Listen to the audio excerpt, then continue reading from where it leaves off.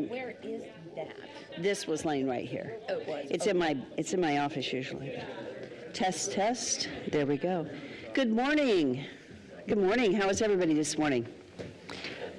Hi, it's bright and early. We are ready to get started, and as usual, we open in prayer. So let's stand for prayer and the pledge, and we'll get started. And thank you, Councilman Bills. So Lord, we just give you thanks for the day and that we can gather together in safety and peace. And we give thanks for the blessings that you've provided to the city of Nampa and this area. And Lord, we just pray for continued wisdom and direction as we continue to lead in this city. Pray for your guidance and direction now in Jesus' name. Amen. Amen. I pledge allegiance allegiance to the flag of the United States of America and to the republic for which it stands, one nation under God, indivisible, with liberty and justice for all. Thank you, Councilman Bills. Okay, roll call.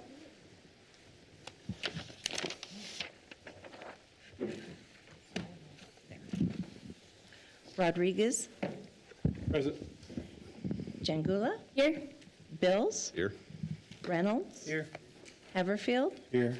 Griffin. Here. All present. Thank you. This morning we do have one action item, and that is to confirm the appointment of our new city attorney. And he is present this morning. His name is Preston Grutter. And so I would ask for a motion to confirm. So moved. Second. Any discussion? Roll call. Rodriguez. Yes. Bills. Yes. Reynolds. Yes. Haverfield. Yes. Griffin. Yes. Jangula. Yes. And good morning, Preston. Would you like to come forward? I didn't mention this to you, I don't think, but would you like to come forward and introduce yourself and say good morning? Yes. Good morning, everybody. Maybe you know these faces a little more than out here. My name is Preston Rutter, and currently work at Board Season Miscellaneous and building one. And Preston, you know what? I'm going to have you stop because we don't have a mic on you, and anyone that watches this later will not be hearing. So, since you were first on the agenda, we just noticed, yeah. Whoops. Okay. Preston, thank you for telling the council just a little bit about yourself, whatever you are. Thank you. Good morning, can you hear me? Okay. We'll see how my early morning radio voice goes. So, as I was mentioning, Preston Rutter.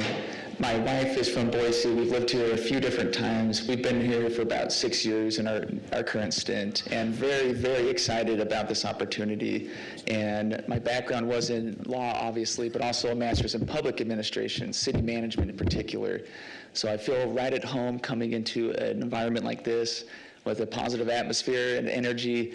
I don't think I've been to a law firm that's this lively at 7 in the morning. And so this is really energetic and good to see the public-minded, service-oriented folks. By background, I attended University of Kansas Law School near town Olathe, Kansas, where the mayor is very familiar. And if anybody's wondering, yes, they have roads there and electricity in Kansas, so it's advanced. It's a sister state to Idaho in that sense. Very grateful and humbled by this opportunity. I know it'll be a massive lift. You know, the word of the day is tsunami, right? But this will be a good year of the tsunami, and we're going to ride the wave together. Do look forward to working with Senator and Attorney Lakey and the transition process, and learning from all of you.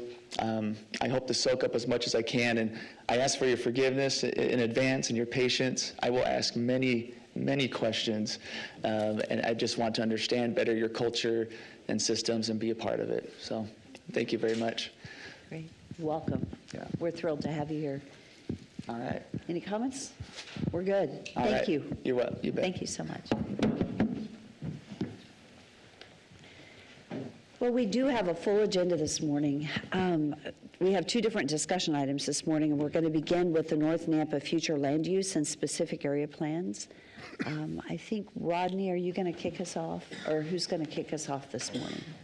Mark, you're going to kick us off this morning.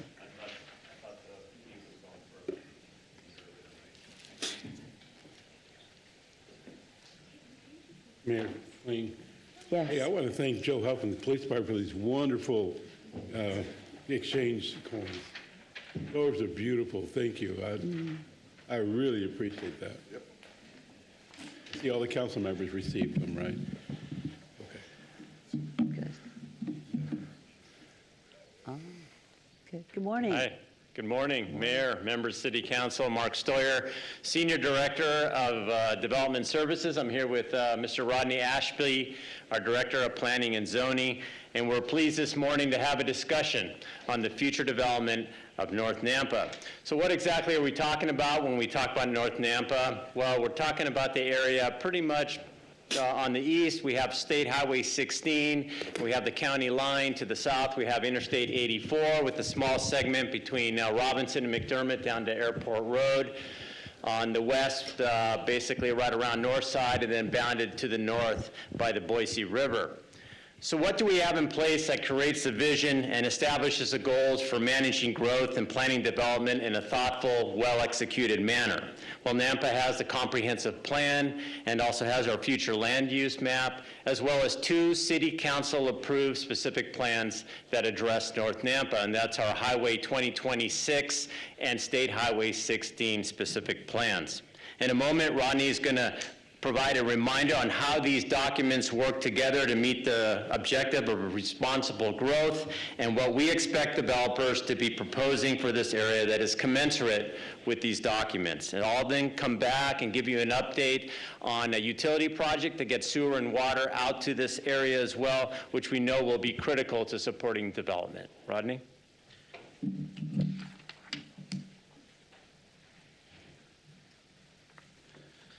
Thank you, Mark, and Mayor and Council, good to be with you today. This will probably be a kind of a review of what you probably already know, but just wanted to share it with you so you have it on top of your mind as you go through these thoughts about North Nampa. This is also something we presented to to a group of developers. How long has it been, Mark? 6 months ago? 5 months ago. And so we wanted to show you what we presented to them. I'm getting nothing on transition here.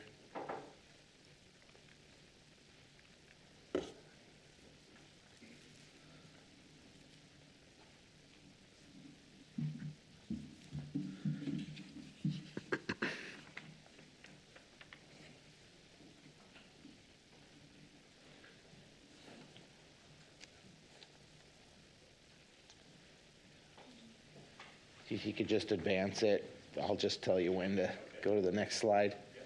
Thank you. So next slide.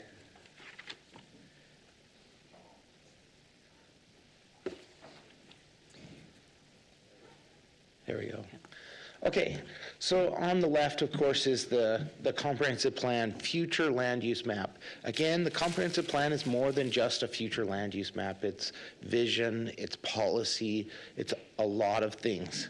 But this is something we use on a regular basis, and it's intended to help guide the city council as we have decisions about land use. It also helps the developers to know what's expected of them. Here's what the city council has adopted to show you what they want. So our comprehensive plan is 274 pages long, but we primarily look at this map to help guide that development of our city. And then on the right is can you go back just one? There's an animation there.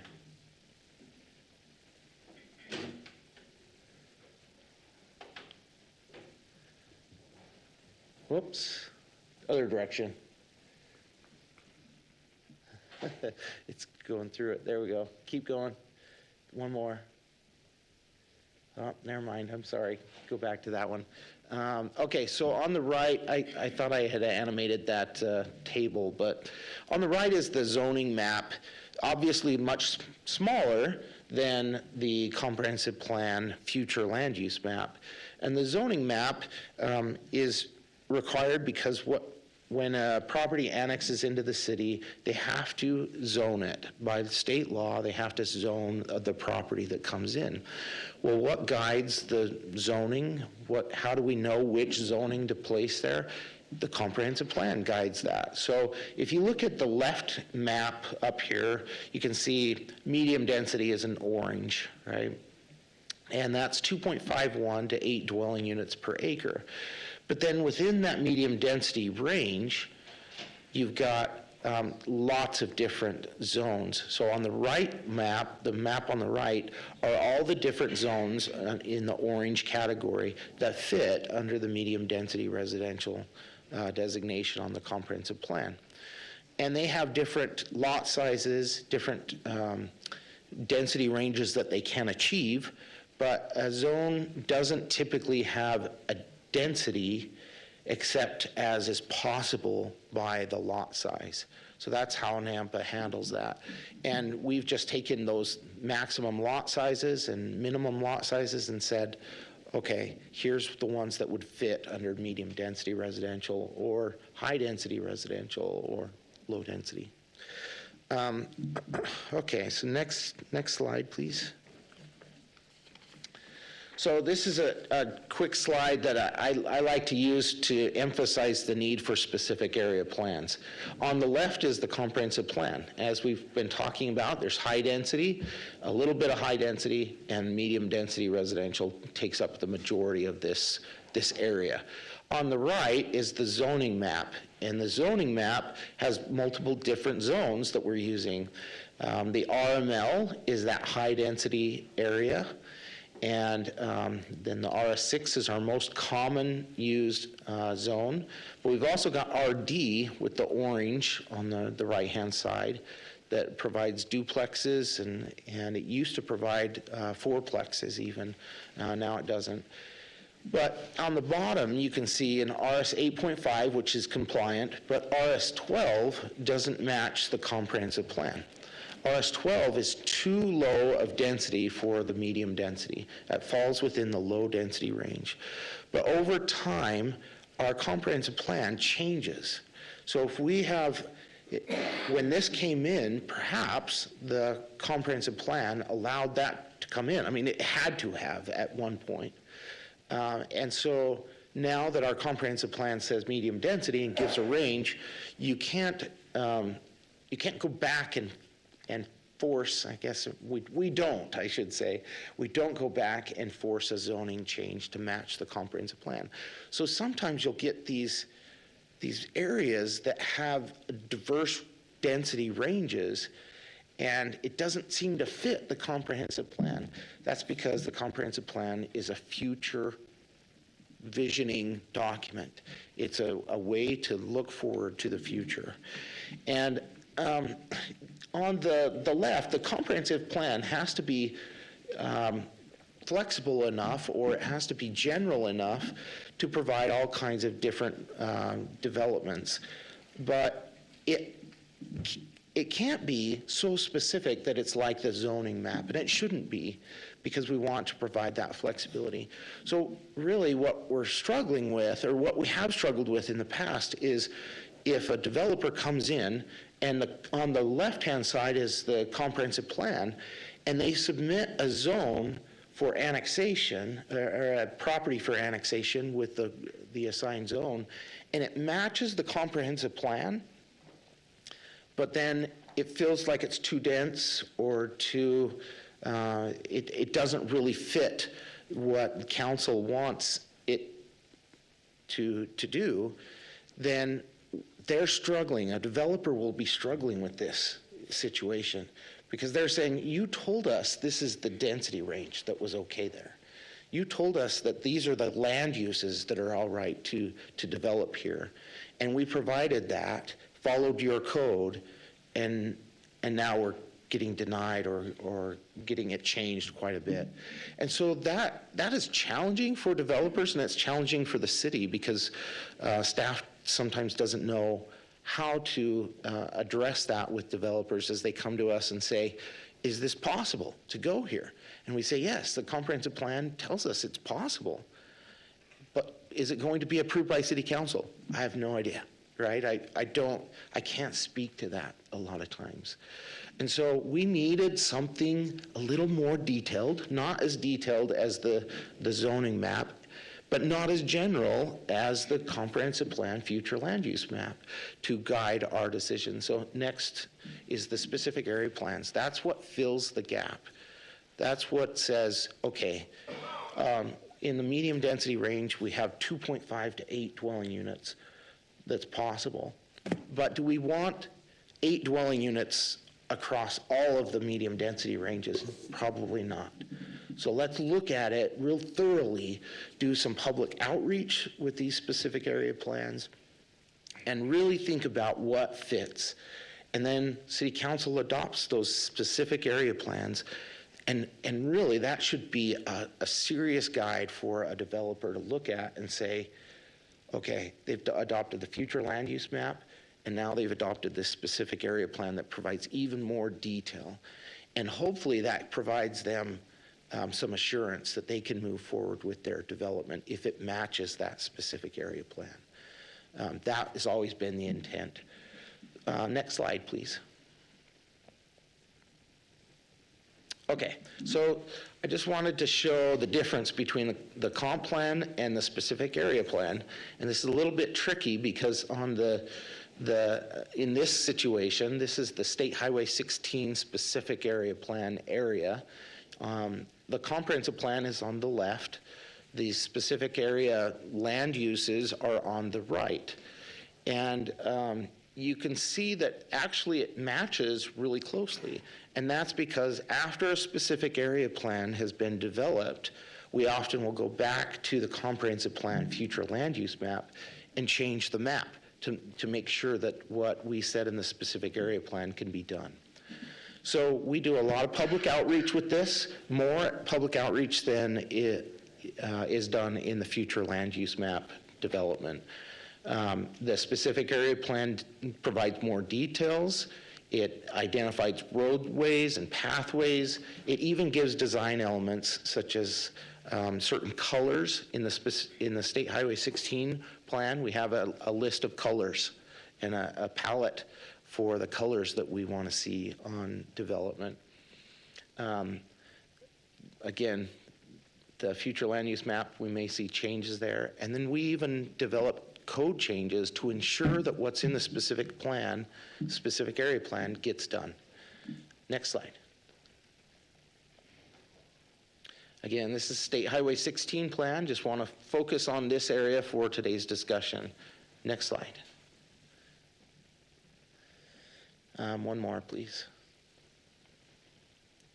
So this is just a little bit closer view. You can see, even though we say, I think on the future land use map, it identified a certain area as community mixed use, and but that gives the opportunity for commercial industrial campus, or it gives it the opportunity for commercial, just commercial.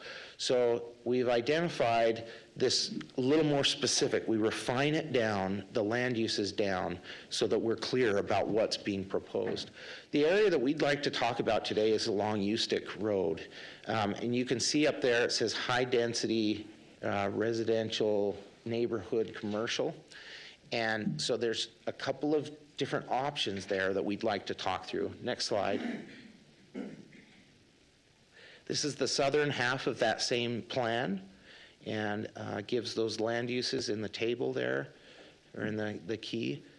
Next slide. All right, so this is really where I'd like to focus. So if the specific area plan gives a land use, then we have in the specific area plan, we have this list of different land uses that don't necessarily match exactly what's in the future land use map. It gives more detail. So medium density residential, this is what we're looking for. It gives the zones that are possible. It gives the appearance. It shows some pictures of what we would like to see. High density residential, this is that Ustick corridor. This is one of those things that these pictures here are what we're anticipating people submitting as part of the Ustick corridor. It gives some specifics about how how dense it can be, and the zones that are allowed. All right, next slide. Okay, the other area that the other land use that was allowed along that USTIC corridor was the neighborhood commercial. And you can see up top there some examples of that. This would allow for the BN, or neighborhood business zoning district. And again, that BN zone is different from the BC zone. I don't want to lose you here, but I think you're well enough aware of that BN is meant to not be huge commercial, but more supportive of the residential nature of an area. It's supposed to be connected to it too. So you'll have pathways and roadways that connect into this neighborhood commercial. Okay, next slide. And this is just the last of those different land uses and specifics. Next slide.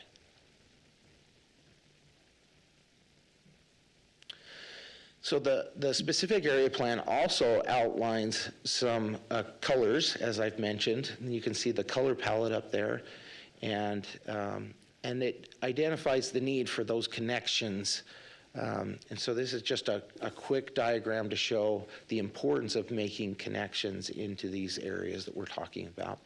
On the right are some examples of what we would like to see, the types of colors, the types of businesses and connectivity that we'd like to see over there. Next slide. And I just wanted to emphasize one more time with you about the importance of these specific area plans in coordinating with other plans. So we took a look at Caldwell's plan. When we did the North Nampa plan, we looked at Caldwell plan and Starr's plan and Meridian's plan. When we did the State Highway 16 plan, we looked at all of these. And so there's coordination as we transition to other areas with these specific area plans, so that it's not confusing. It's not inconsistent with what is being proposed in Meridian, for example. Next slide. And again, this is the USTIC Road corridor. As you can see, we've got the community mixed use along USTIC corridor, and then also high density residential. So timing of annexation and development of this area is primarily driven by sewer capacity, sewer ability to drive utilities to this location. And it is a developing area, not only for the city of Nampa, but for the city of Meridian. You've got a high school right out there that always drives development. As schools get developed, that area develops pretty quickly afterwards. And so we know this area is going to develop, but what should it look like? Well, that's what the specific area plan did. It identified this area as high density, some commercial, and then as you transition, you'll go to medium density away from that USTIC corridor. So again, we just want to remind you about these plans. Yeah. Do you mind if I question? You know, one thing I've been struggling with is in our developments is that, for example, USTIC and Highway 16, that's going to be a beautiful area, I believe. Mm-hmm. We're going to have great development out there. But the thing I worry about, and I think I'm concerned about, is these huge light industrial buildings backed up right against to one of those developments. And is there some protection of distance, so where we don't circle them with these light industrial buildings, where we can keep the beautifulness, I guess, of those subdivisions? Yeah, Mayor. Or we just go with what we got. Yeah, Mayor and Council. Maybe if we could just go back a couple of slides to show the north specific area plan. Keep going. Right there, yeah. So we've got commercial industrial campus there, right along State Highway 16, right? So we had the same concerns, and so in the plan, we suggested, or we require, that they have a greater setback from the State Highway 16 facility, and that it be landscaped. We also guide them, so commercial industrial campus, can we move forward a couple to get to that land use designation? Go forward to one or two. Yeah, maybe three or four. Keep going. Keep going, right there.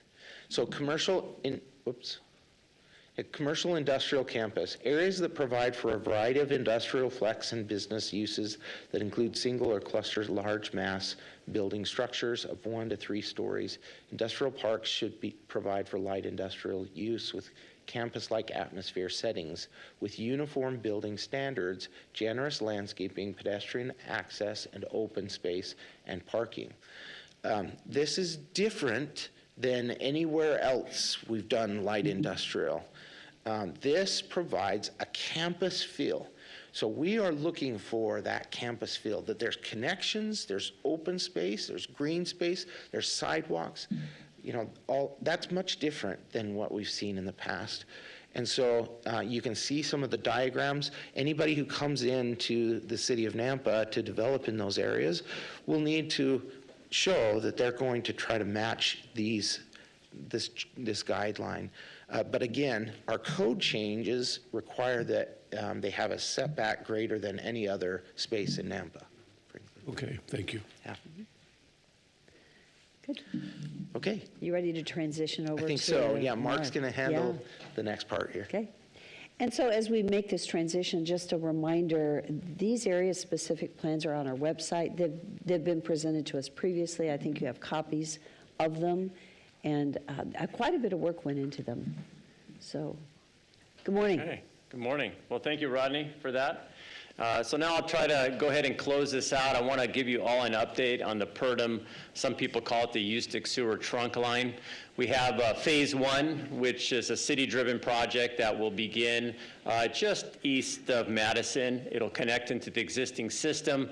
This will be a gravity-fed line that will terminate at Eustic and Canada. Then we have Phase 2, which is developer-driven. It will extend southbound on Canada for a few hundred feet, then head east across various parcels all the way to State Highway 16 as development comes in. Phase 1 is currently in design. This is a city-led project once again, and staff will be coming to council for approval early next year to issue an RFP to select a construction manager general contractor, and this approach is called CMGC, to get this project constructed as soon as possible. Staff believes the CMGC approach is the most cost-effective and efficient means to get this sewer in the ground at that Canada in a timely manner.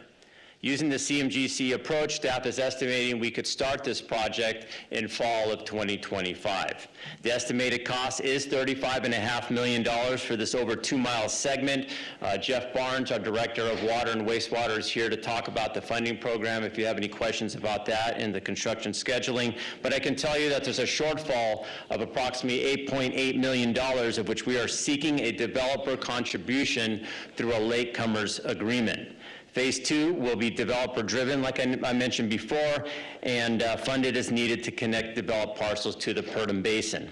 So interested developers in this area undoubtedly have a vested interest in getting the city to construct Phase 1 out to Canada and Eustic ASAP. And as such, the city is currently working with 2 to 3 developers on a latecomers agreement to provide the needed $8.8 million, and they will be reimbursed by future developments that come to connect to the system in the future.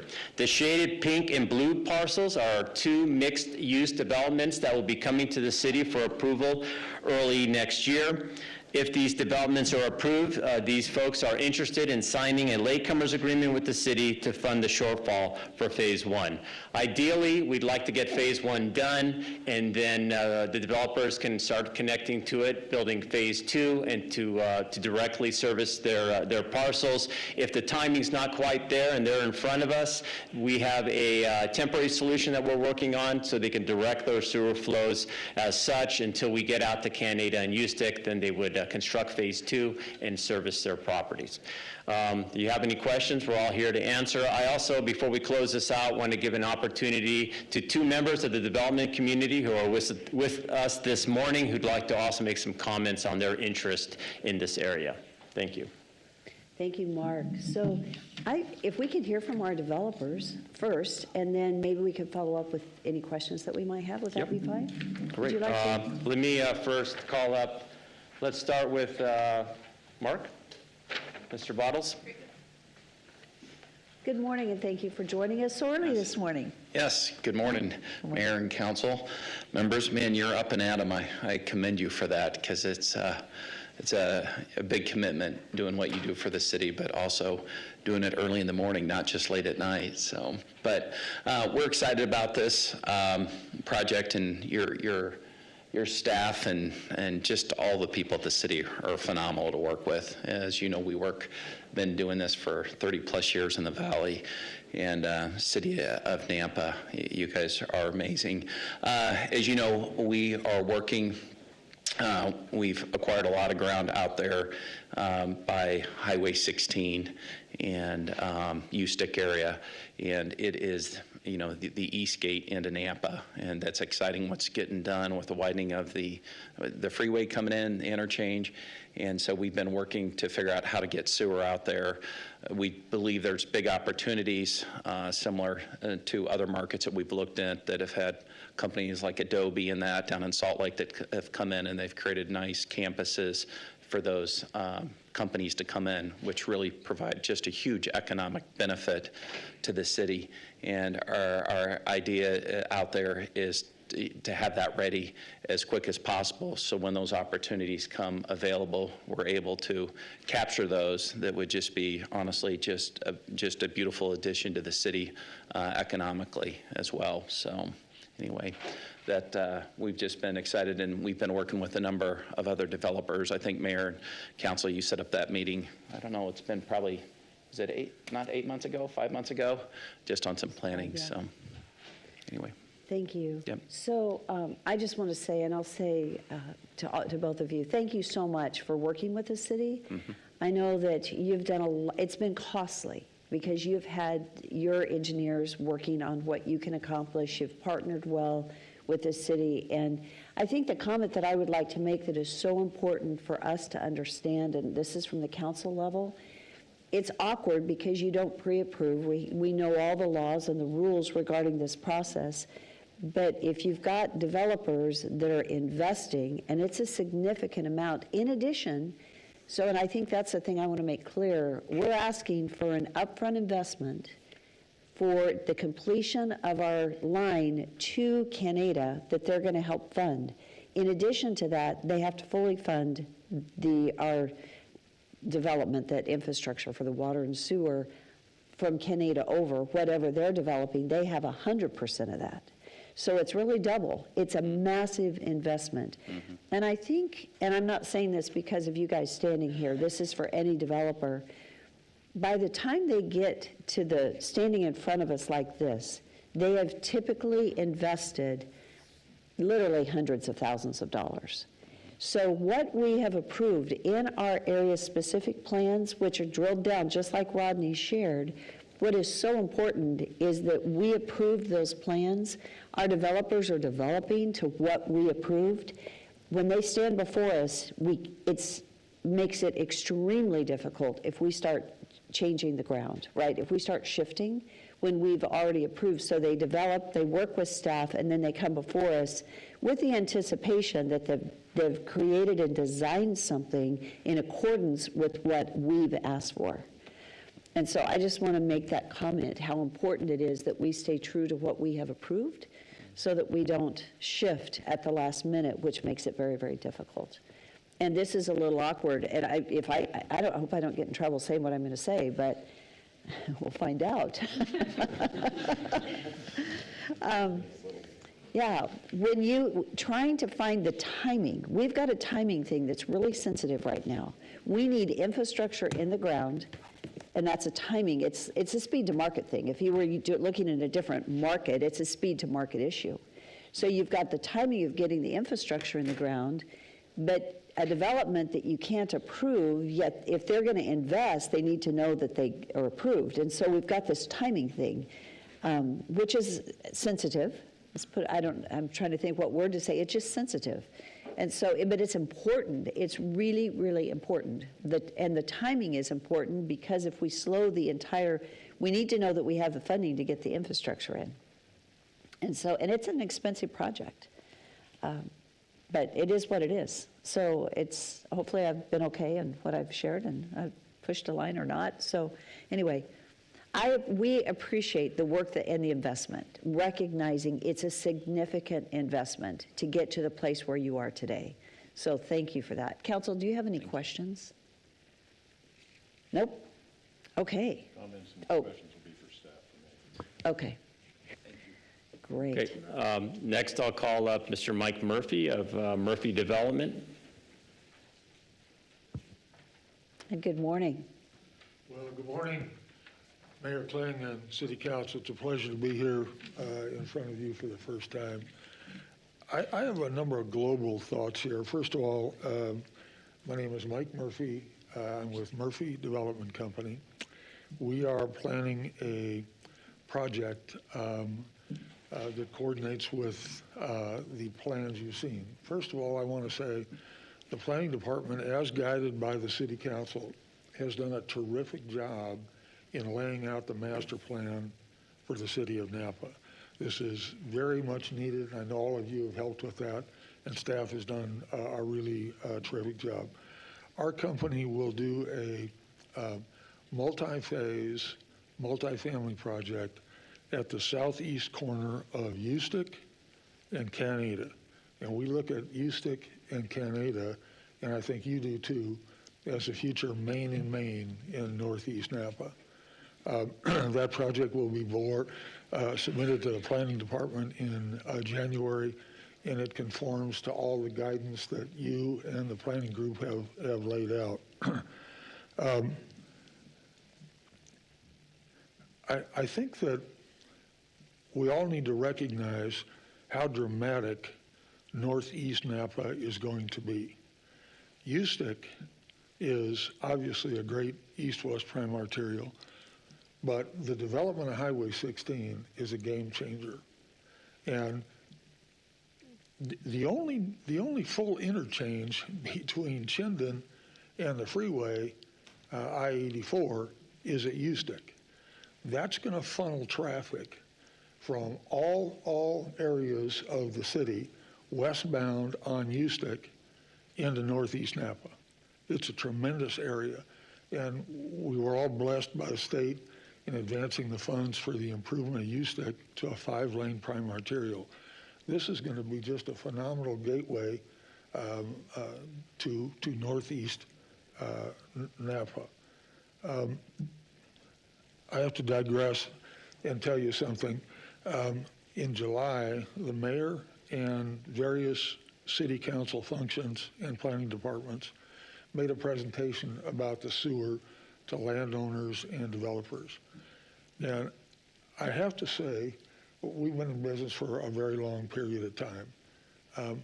It was as good a presentation as I have seen in any municipality, any place in my experience. It was thorough, it was straightforward, and it laid out all the cards. And that certainly piqued our interest. The sewer extension that we're talking about today, from Franklin to Canada, is a game changer, and it's necessary.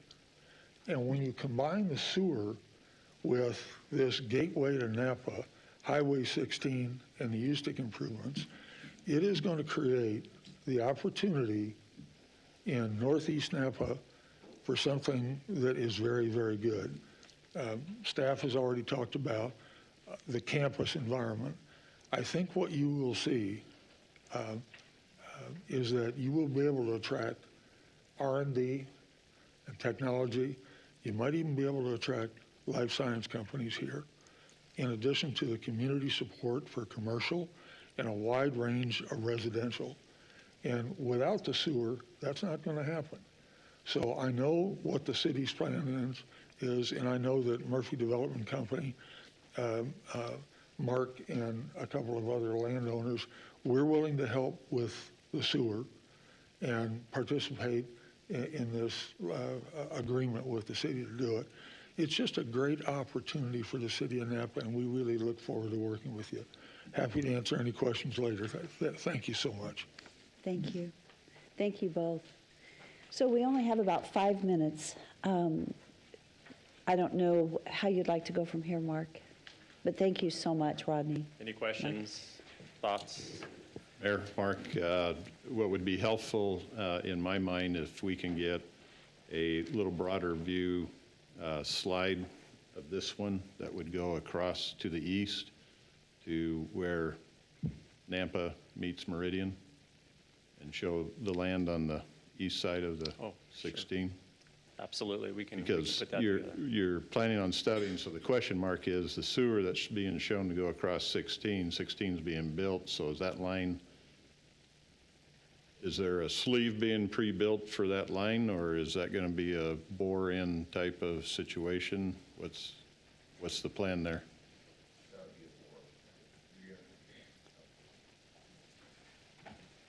Mayor, Councilman Bills, we had some discussions with ITD during that process. We didn't have grades established to be able to put a casing in at that point, and so it will be a bore under there, but we have had discussions with ITD, and they don't have any issue with the bore across there.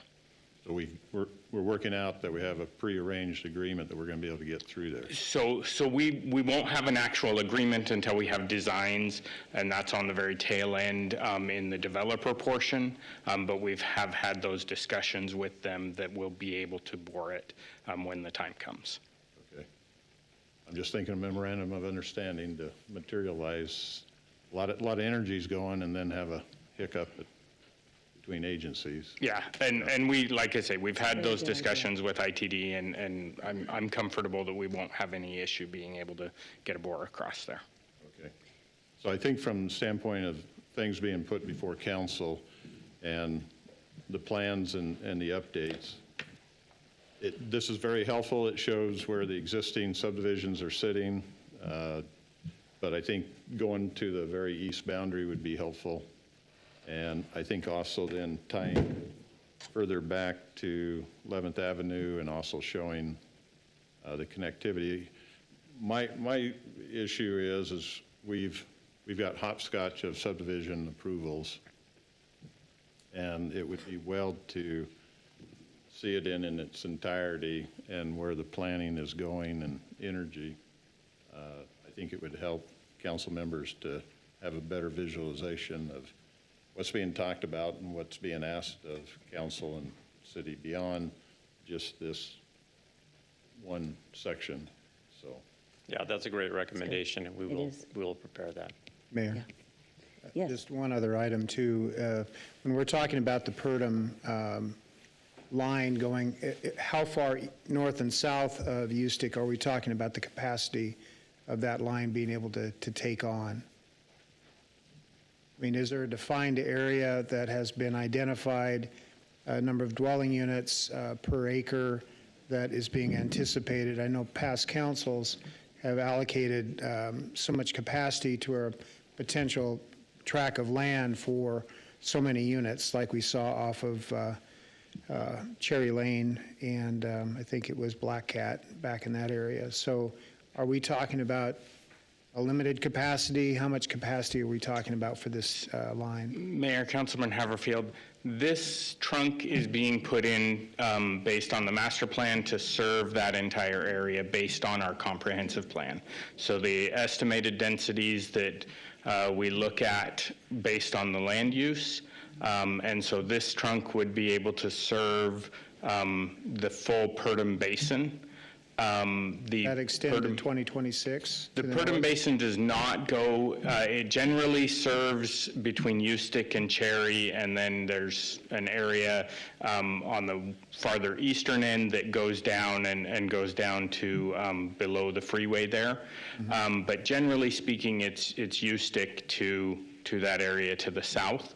There are a few properties there on the north side that are in the Purdom Basin on the north side of Ustick, but generally just those that front on Ustick.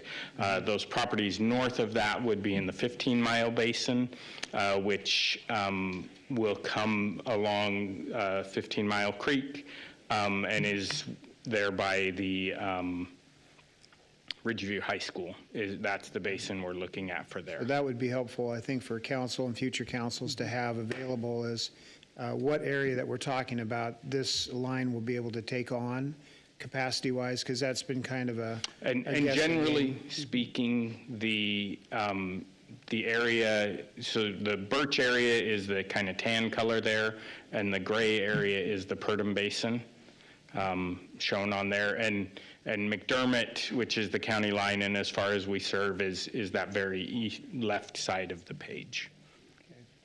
I just know in the past, we've, Mayor, I'm sorry, that there was allocated so many dwelling units per acre for a piece of ground that never was developed. And then it was holding up potential development because the allocation would put it beyond the capacity that was currently available at that time. Yeah. For time's sake, we're going to wrap. I will say what I'm hearing, and I fully agree, is that we need a little bit more of an overlay in this area from staff of the infrastructure, the areas, and this is going to be a partnership with our GIS mapping, with water, and with planning and zoning. Looking at the developments that are already there, what's coming in, and giving us a little bit more of a drill down in that area. I think it'll help to look at that. So Mayor, thank you. I think it may be helpful if we just work with the council and pull a couple council members in and go over questions and that. Well, I'd like to in see a some map, meetings. though. So that's my instruction here, is I want to see a map that shows it, and that's one thing we haven't seen, so let's work on the map. And then, yes, and then we can schedule some meetings. Okay. Thank you so much, yeah. Mayor, so Daniel, the reason I'm looking for the overview is the public hearings. So somebody comes in, again, with a 100-lot sub, and then the neighbors come out, and the comments have been repetitive this year, in my opinion, as to, gee, we didn't know this, or City of Nampa, we don't want you doing this, et cetera. And I think we need the area known, and I think the public should know, and it makes public hearings easier. So then, instead of people coming because they now finally got a notice that they have no clue what's being discussed here. And it's not to inform them to stop what the plan is. I think it's to help take off the edge that comes every public hearing, that one more project's coming in and somebody else is upset, and they have no idea that 6, 12, 18 months ago, plans were put in place that was going to affect them. And so I think the plans are great. I'm appreciative to the private sector and what's going on. I just think we're focused right now today on the USTIC. I understand that, but I think future forward, we need to be looking the broader area. And so there's a way to deal with. I mean, we did that 5 years ago in the comments a couple of meetings ago, and the people from Caldwell come in and they're upset about an industrial space next to them. Well, Caldwell didn't want to participate with us 5 years ago, and Nampa forged ahead, which was the right thing to do. And then people come in and they're totally upset. Why do I have a house here across from light industrial? I think we should be open to say we fully embrace 16 corridor, and this area is going to develop, and folks, public needs to know it. And it's not to raise opposition, it's to me, try to bring the heat down on some of these public hearings of people being upset, so. Thank you for your comments. Okay, so we're on a tight time frame. One thing I noticed is that we don't have our screen in front of us here. Let's go ahead and just do it. Mark, thank you. Amy, thank you. Oh, Mayor? yes. While they're grabbing the screen, I just wanted to go over the funding model of it again. Now having these numbers, Other than the remaining amounts on the foregone taxes, has everything else been satisfied budgetarily from what we were given? I know we had the projected utility impact fees being at 14.5 million, street impact 1.5, latecomer fees 1.9, but are they taking on that latecomer fee portion of the bucket? I'll let Jeff answer that. Mayor, City Council, can we share that? Yeah, let's share this. We're going to share a screen. It'll be helpful. And the only reason I bring it up as Can you just, I'm going to have you Okay, talk to quick, it, not share a screen, because it'll take too So long. there's 'cause we need 35 to get million. started. Out of the 35 million, we're talking about the 8.8 million that is latecomer Same, fees. right? You haven't changed anything. That's No, we the have not question. changed anything. Has not changed anything. It's the same as what you're looking at that they've previously presented. So are they taking on part of the unfunded 8.8 million? Yes. Is a separate latecomers fee than our water and irrigation latecomers fee? That was the third line item. Yes, two separate items, yes. Okay, so other than the foregone tax portion, because we still need to allocate that in the next 2 years, it's satisfied and paid for, theoretically. The 14 million that's shown on there of impact fees, we have not collected all of that. So that needs to be fronted and reimbursed to the city over a period of 5 to 7 years. Fronted by which means? Fronted, that means that money's not here yet. I understand that general gov, how do we Water. front that funding? It comes out of the water fund. Your department's water fund is fronting the funds for, on behalf of the city. Correct. Yeah. Thank you. Thank you. Okay, so we've got a lot to cover in the next 65 minutes. It's hard to say if we'll go over, but I appreciate the work that's been done with the police. This is a good segue because when we talk about North Nampa and all that development, it's perfect to now roll into where we're heading with the needs of police. So, thank you.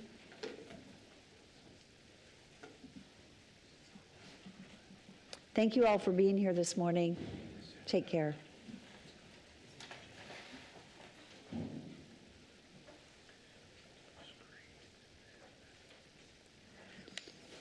If you can just put it on presentation mode. I have another PowerPoint I'm trying to get to, so give me just a minute.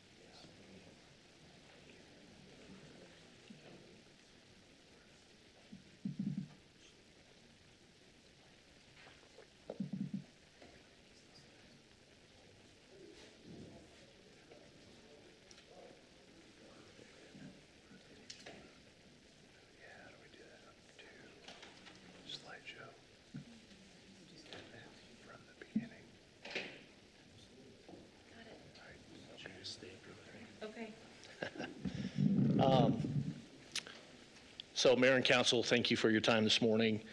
We do have a presentation for you on our policing allocation model. That was a report that Amy Herrig here with her business tagline, we consulted with her to do this evaluation for us. What we were wanting to accomplish through that was to get some real data related to the city of Nampa that showed what our staffing needs were. As you have heard from us in the past, we would commonly reference a 1.5 per officer ratio for the population per officer type of a ratio. And we have felt like that has become a bit of an antiquated way of looking at staffing. And we know that the policing allocation model is what other law enforcement organizations use even in this valley, to assess what type of, what numbers, what type of positions they need within their organization. So I'm going to turn it over to Amy here to present on that report to you. I would tell you if you have questions as she's going through it, and I'll have a presentation following hers, and then time permitting, we've just completed our strategic plan. Lieutenant Kimball is here. He spearheaded that, coordinating that strategic plan and getting that accomplished. That was a big lift. So hopefully we do have time to cover that at the end as well. But we'll dedicate the primary portion of this presentation to the first couple portions of that. So. So I have a question. Would you like us to hold questions till the end of your presentation? I think it might be wise if we could just write down our questions rather than interrupting, because the answer to the question may be forthcoming. That way and I know we're on a tight time frame. So Okay. we'll hold our questions till the end of your presentation. Excellent. Thank you. Okay, Mayor, Council, thank you for having me today.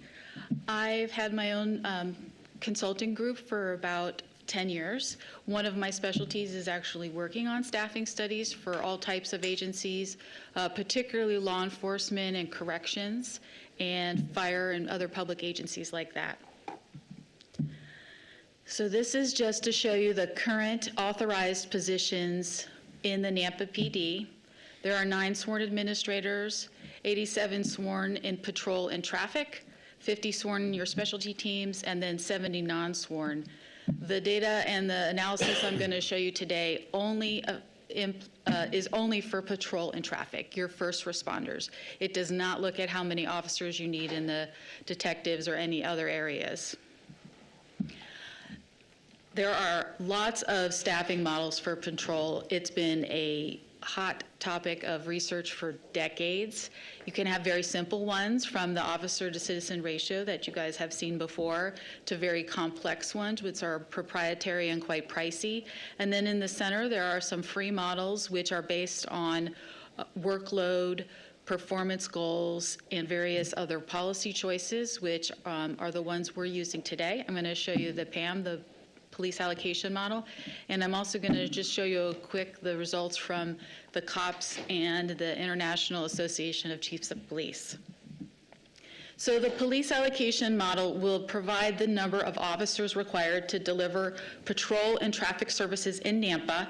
It's based on workload requirements, performance objectives, personnel policies, and roadway characteristics. It's a time-based model, so what it's going to do is calculate how many officers are needed to respond to crashes and citizen calls for service, your reactive work. And it's going to then calculate how many officers you need for your goals to meet officer-initiated contacts. It's going to also include administrative duties and uncommitted patrol time, so that you're able to be visible and accessible for immediate emergencies.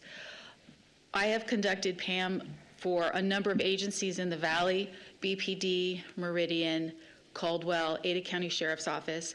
And so I will, throughout the presentation, just mention that how your data compares to some of the others in the Treasure Valley as we're putting it into the model. So I'm going to show you information for 2024 and then do a 5-year forecast so that you can have some planning time for the officers over the next 5 years. So for the 5-year forecast, we're using a population of almost 130,000, which is based on the Communities in Motion 2050 estimates from Compass of about 8,700 people in the next 5 years. And the forecast is not to predict perfectly, it's just to give an idea of the likelihood of what we can expect so that you can have planning. So the PAM model includes a lot of data. It includes operations data, workload data, roadway data. And so for the operations data, it includes both the shift length and the work week.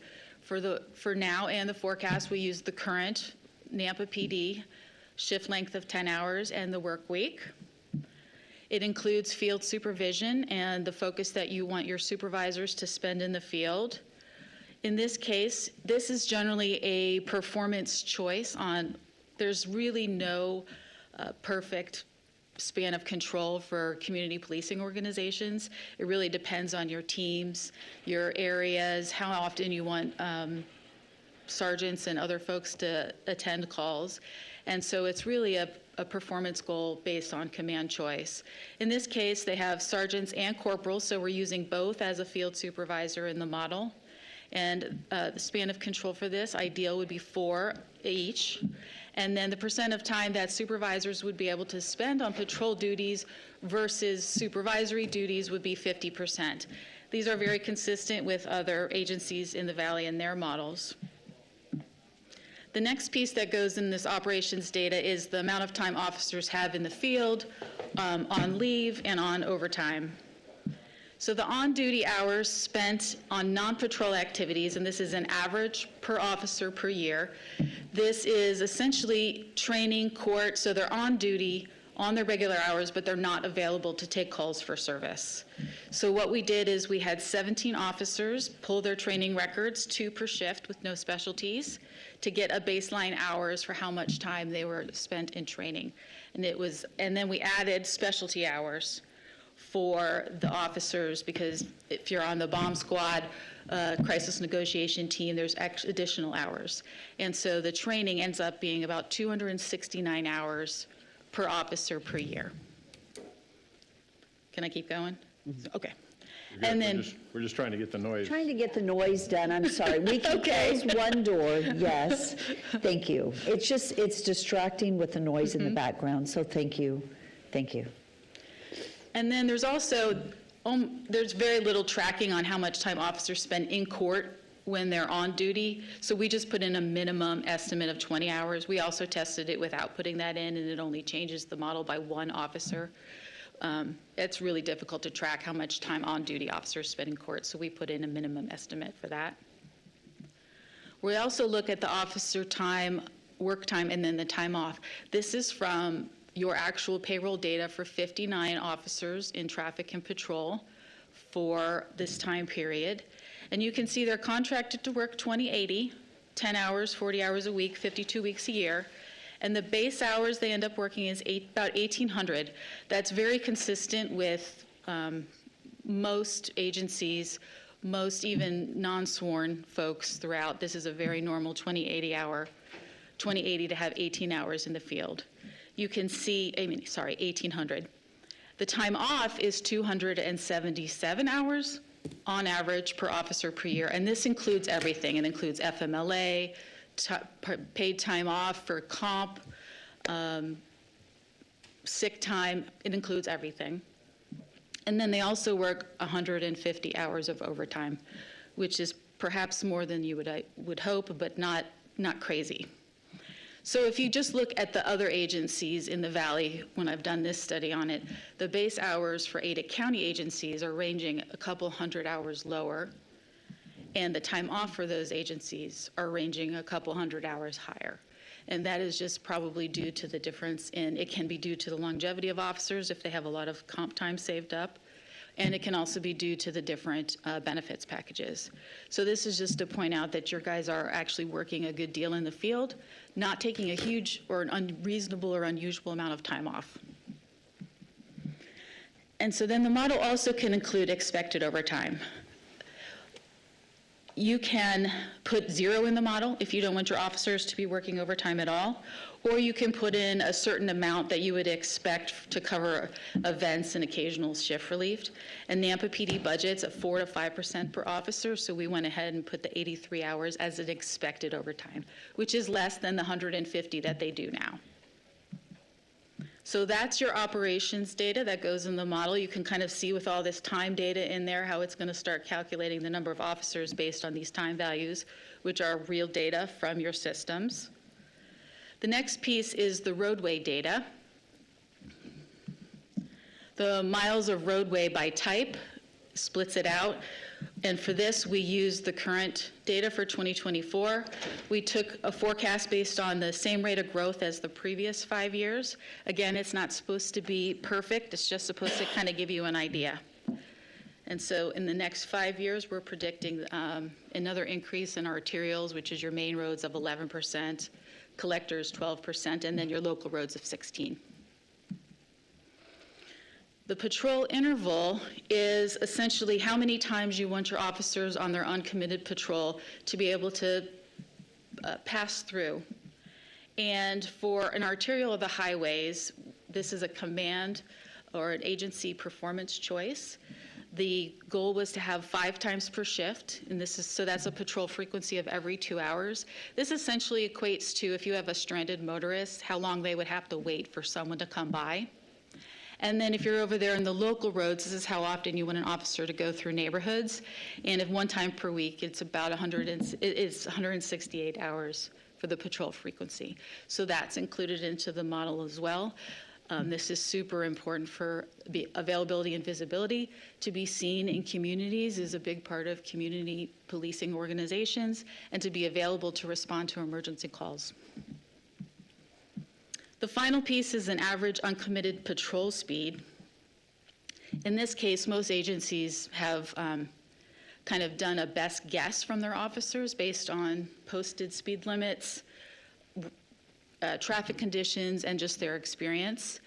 But in 2019, the Ada County GIS group did a little study where they took vehicle tracker data from the first week of every month for a year when deputies were in an uncommitted or available status. And what they found is that on the highways, the uncommitted patrol speeds were 35, which was really close to the other agencies' guesses. It was usually a little higher at about 40, but given today's traffic conditions and how crowded everything is, 35 is probably just about right. Collectors 25, and then the local roads, so going through the neighborhoods, of 50 miles per hour on an uncommitted patrol speed. And this actually matches NAMPA's policy for what they would like their officers to do when they're patrolling neighborhoods. So a whole lot of roadway data, all real stuff that's from your community going into the model. And then the final piece is this workload data. This data that comes from your CAD, your computer-aided dispatch, on your actual police work. Crashes and citizen calls for service. This is your reactive work, your first responders, big chunk. And it's going to include the number per year. And I'm going to show you the projection. The average time on call, the PAM includes the report writing as part of the call, so that's added in. And then the percent that are non-preemptible. What this is assuming is that if on certain types of calls, you have to have at least 1 officer there until the call closes out, they are not available to respond to another call. So you can see we used 3 years in the model. We used 2021 through 2023. And then for the forecast, we went back a couple extra years to forecast out. And you can see for the total crashes on the left, it's pretty flat. Even with population growth, the crashes they bounced up a little, but they're pretty flat. But if you look at the time spent on them on the right, that's been going up. So for the forecast, we did a combination of a rate of the number going up with population, and then a rate of how much time we spend and do a combination. So for the crashes, we're projecting about 2,800 in 5 years, and for the model, we're using the average of those 3. It's very similar for the citizen calls for service. The total incidents you can see on the left, super flat, even with population growth, but the amount of time on the call is going up quite a bit. And that can just be the complexity of calls, what calls you were able to respond to. Similar thing, this is why we did the kind of mix of the time and the number as a forecast. Forecasts are as much art as science, and so you can just kind of worked with one that kind of made sense and kind of had a good gut feel, but projecting out about 31,000 calls for service for the 5-year model. The average time on calls, as I mentioned, includes the report. So we have our CAD data, that we have the time on call from the CAD data, and then what we did is we had officers do a time study on how long it takes them to write a report, including documenting the evidence, doing all the submissions. And what we did with that average time on reports, which you can see in the report time study on the left, is then we added that to the calls, the time on the calls for calls that had a report, to get an average time on calls total. And you can see this is very consistent with other agencies across the valley. A little over an hour on a crash report, and citizen-initiated calls for stuff, about an hour, and then a little over an hour for the time on calls. Not all calls have a report taken, which is why those numbers are not going to be exact. The non-preemptible calls is based on the priority of them. And so for crashes, you can see essentially 100% of them are non-preemptible. If you have an officer on a crash, they need to, at least one needs to be there until it can close out, unless there was a huge, community emergency. For citizen-initiated calls, we take all the priority 1 through 3, and 85% of those would be non-preemptible. So that means at least that officer's out while they're on that call.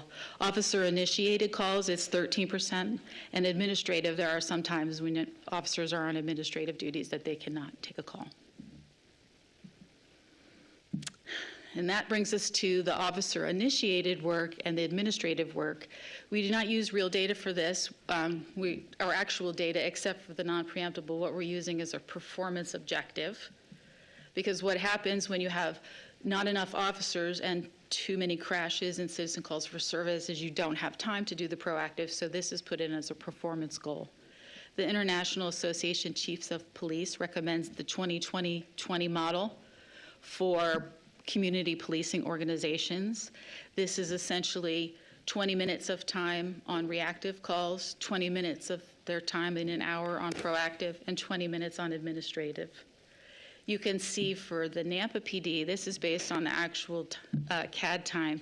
So essentially you want a 1-to-1 ratio of reactive versus proactive work.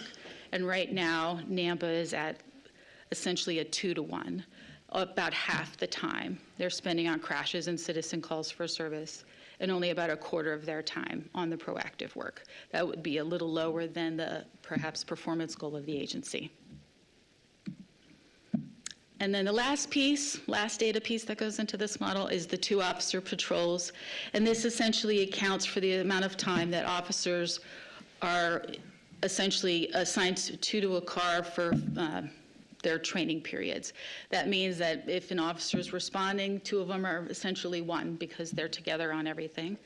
And if you look at the last few years, there's essentially 13 patrol trainees each year.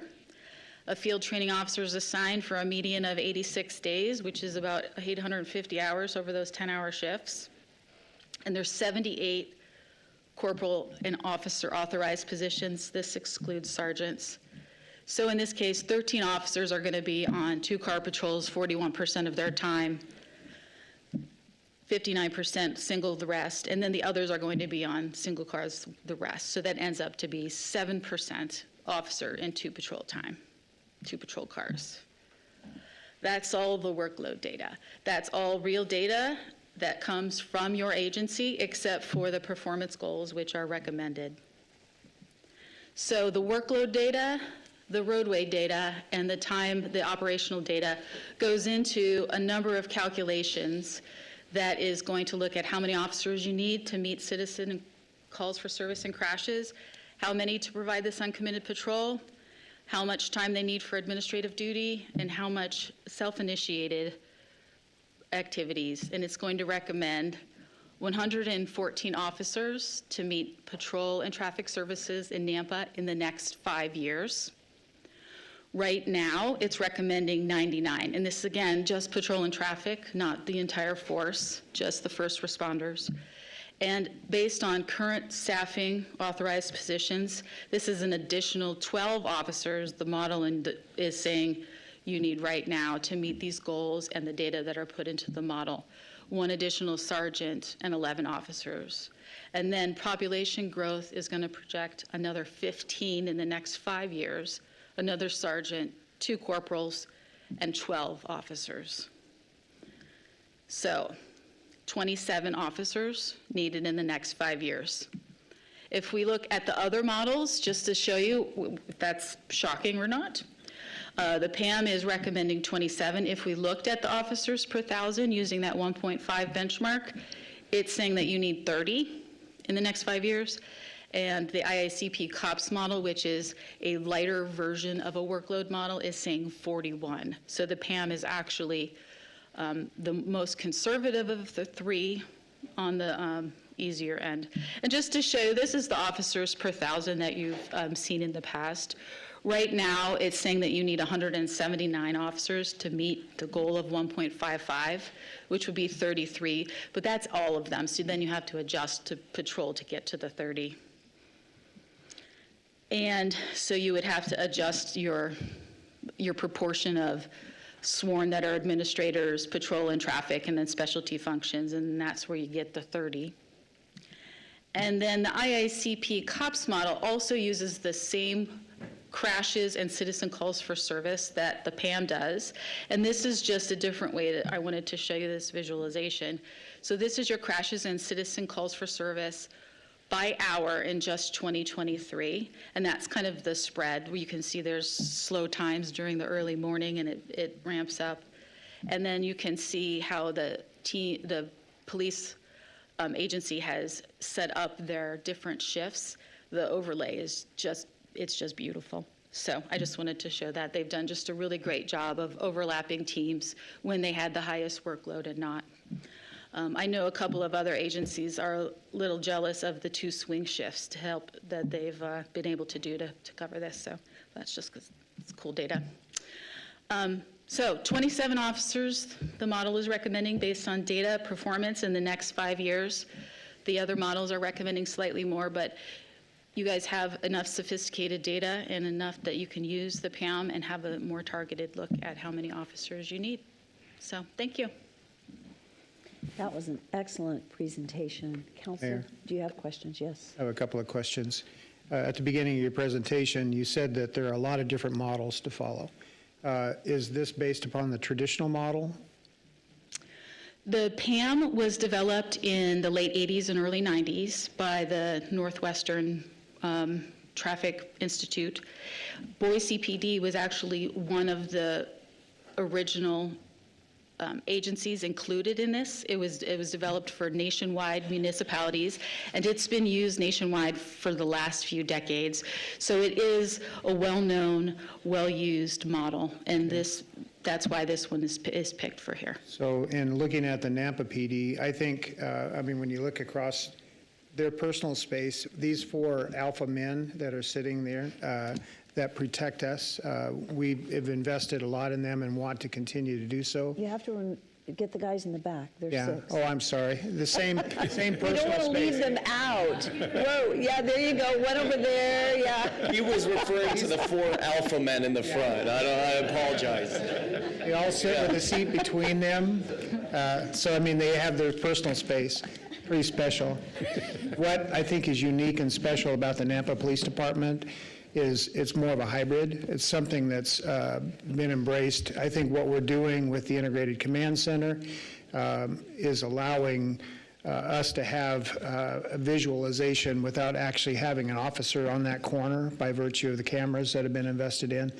My question to you is, have you seen a model like ours put together in this PAM approach that utilizes integrated command, the potential maybe for drone deployment to be able to get eyes on a site in advance of the officers showing up?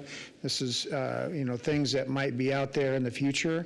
To, again, then look at the staffing model to see how that would affect how many actual officers we need as far as at any one point in time. So can you speak to that? Yes, Mayor, City Council. Some of those proprietary models have a lot of additional data points that you can put in. Things like using equipment and other technology to replace officers. They are super challenging to use. They're very, very expensive. And you really have to have sophisticated data on how that works to replace man hours to be able to use them.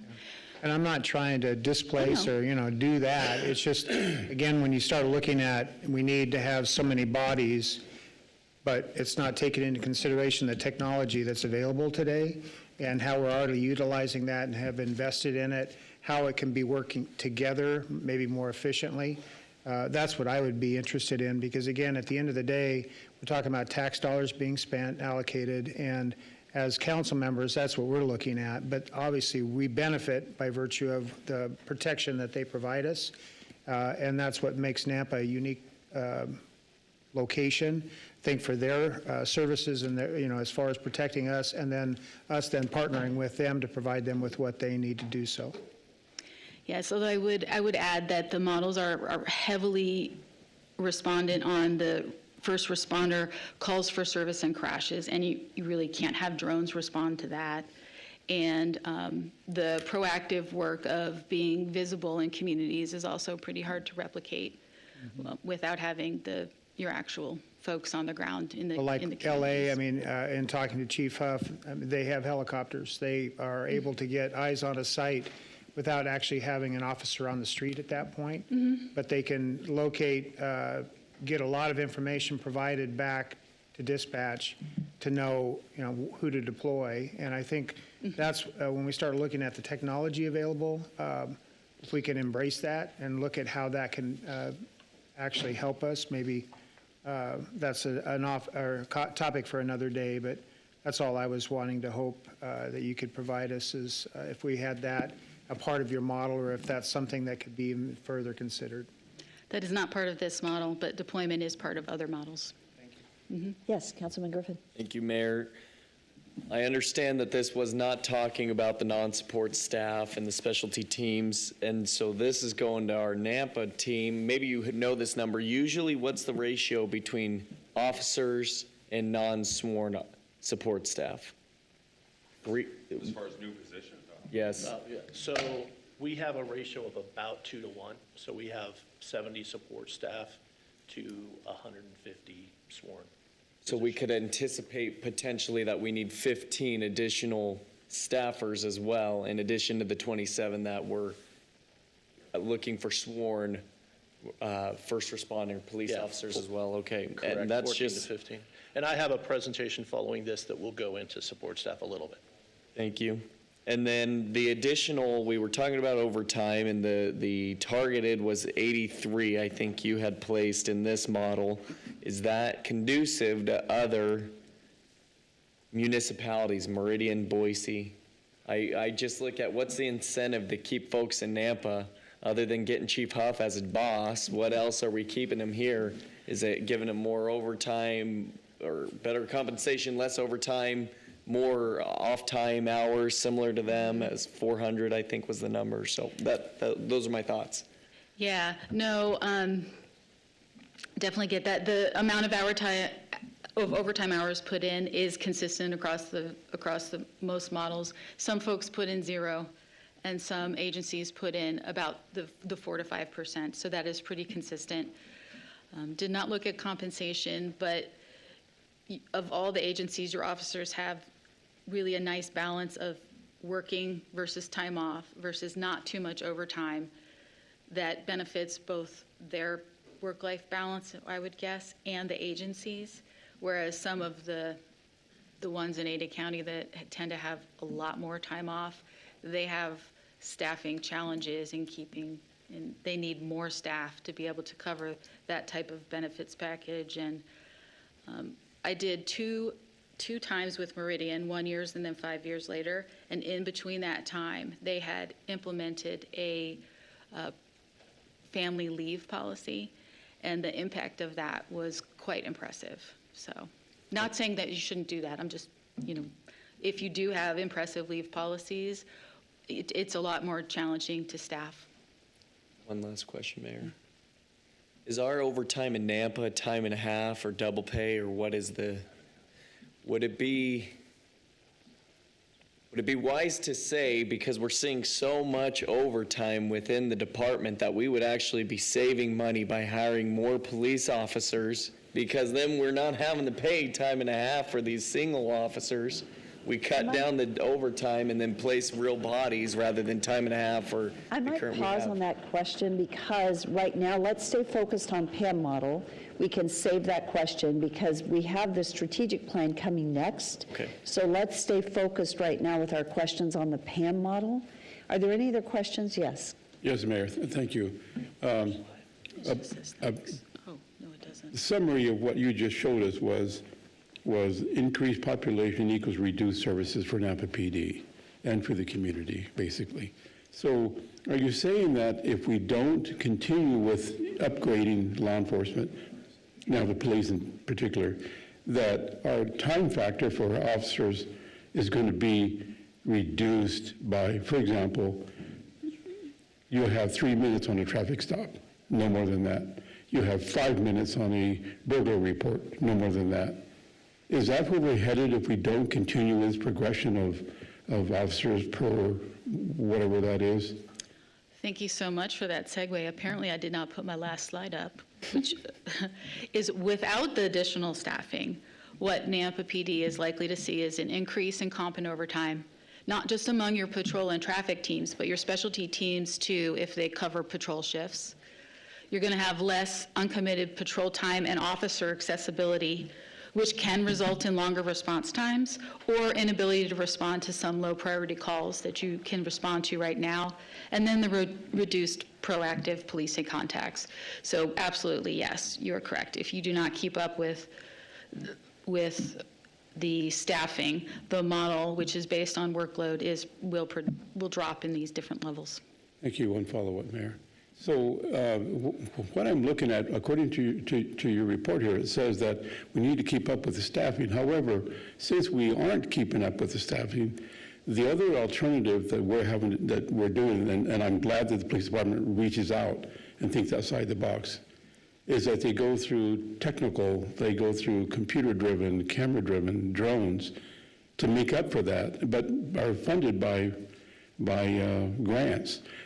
By you doing that and continuing that, are we keeping away or taking away from the police contact of our community? I might refer that to the captain, Okay. if I may.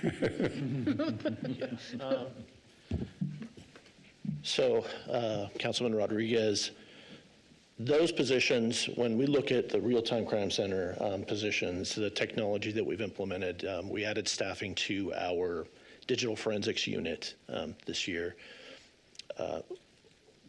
That's a little bit of a separate conversation than staffing for patrol and traffic. What those positions provide for us is an increase in solvability for cases, an ability to increase the safety of our officers responding to different types of scenes. Like Amy alluded to, doesn't really translate over to replacing boots on the ground in most circumstances. There are support positions that we have in the police department that we've added over the years, our community service officers that handle non-emergency calls, that assist on traffic. So in those cases, we don't have to have 2 officers out there. You can have an officer and a CSO, or, rather than 3 officers, you have 2 and a CSO.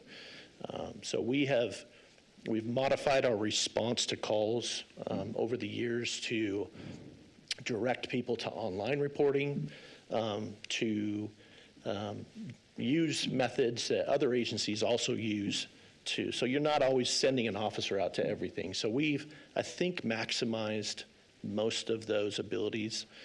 The technologies are really not necessarily replacing an officer as much as enhancing our ability to do the things we used to do 10 years ago, but because of the way technology is now used by offenders, you now need digital forensics people to collect the evidence off of devices that we didn't have 20, 30 years ago. So it's really created challenges for policing that require additional staff to be able to manage that stuff. So that's typically how technology impacts us. Glad you explained that. Thank you. Thank you, Mayor. Mayor? Yes. Amy, thank you for this. I just want to make sure I have my numbers correct. How many officers are we down? I didn't phrase that correctly. Hopefully none. How many officers are we fewer than we should have right now? Right now, let me just go back to that slide. That's what I have. So 1 sergeant, 1 corporal, and 10 patrol. 1 sergeant and 11 officers right now, so 12 under. Okay. Right now. And are we, for what we have funded for 2025, are we on track to get that caught up? With what you've authorized for this fiscal year, yes. In April, we'll start our next academy, and so we'll be fully staffed with what you guys have authorized. But not for the 12. That's 12 additional beyond what you've authorized. Okay, so we'll still be behind 12. Correct. In the spring, okay. And then also, can you re-clarify on where it was the flat line on the number of calls that we were receiving, but then the time that was being spent has increased? Can you re-clarify? I don't think I understood as far as the reasons why, or maybe, yeah, just data on that. So time on calls can be expanded if it's a more complex call, and that I might refer that to the chief too, to the captain too, sorry, chief, on the complexity of calls and the changes in what the officers see out there on the ground, because that really speaks to that, so. Okay, yeah. And I appreciate that question. Actually, I put that as an area of focus to come back and address and have a discussion around is the time on calls. Because that is something that we can look at, really, maybe not today, but right where you're saying, let's come back to that one. Okay. I'd like you guys to kind of dig into that, and then we'll report back at a later time, and that can be something that can be provided to council. So, thank you. Thanks.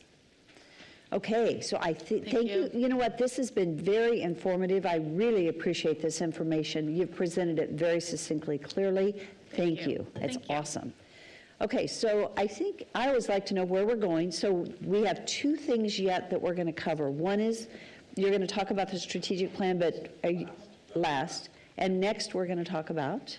I'm going to talk about some support positions. Okay. So we kind of alluded to what PAM covers and then what it doesn't cover. So Good. I'll spend a few minutes just kind of going through that. Okay, and how are we doing on time for what you're wanting to accomplish today? We're okay? I just want to make sure, I want to give us time for discussion, but I also want to make sure that we don't miss the end.